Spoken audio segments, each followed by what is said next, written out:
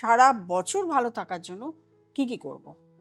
প্রথমে আমরা সকালবেলা ঘুম থেকে উঠে ফ্রেশ হয়ে স্নান করে নতুন জামা কাপড় পরবো। আমাদের গৃহ দেবতা যাদের আছে তাদের পুজো দেব। আপনার ঘরে যদি গণেশ থাকে তাহলে এটা করতে পারেন। একটি হলুদের গাঁট আছে, হলুদের গাঁটটিকে কয়েকটা টুকরো নিয়ে আসতে হবে, সেটাকে ছোট ছোট করে 108টি টুকরো করতে হবে এবং হলুদ সুতো দিয়ে মালা করে গণেশের গলায় পরাতে হবে। একটি আম গাছ থেকে, যে গাছে আম হয় সেখান থেকে 12টি পাতা, ফ্রেশ পাতা তুলে নিয়ে আসুন।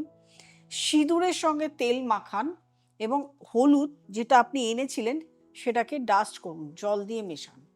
এই লাল সিঁদুর অর্থাৎ সিঁদুরের টিপ এবং হলুদের টিপ তাতে লাগান। একটি লাল সুতো নিয়ে প্রত্যেকটা 12টা পাতাকে একদম মালার মতন তৈরি করুন, আপনার যে মেন দরজা গেটে লাগান। সারা বছর পজিটিভ এনার্জি যাবে। এবার জিজ্ঞাসা করবেন না যে কবে ফেলে দেবো, কবে রাখবো। শুকিয়ে গেলে অবশ্যই ফেলে দেবেন। ফেলে দেবেন মানে জলে ফেলবেন।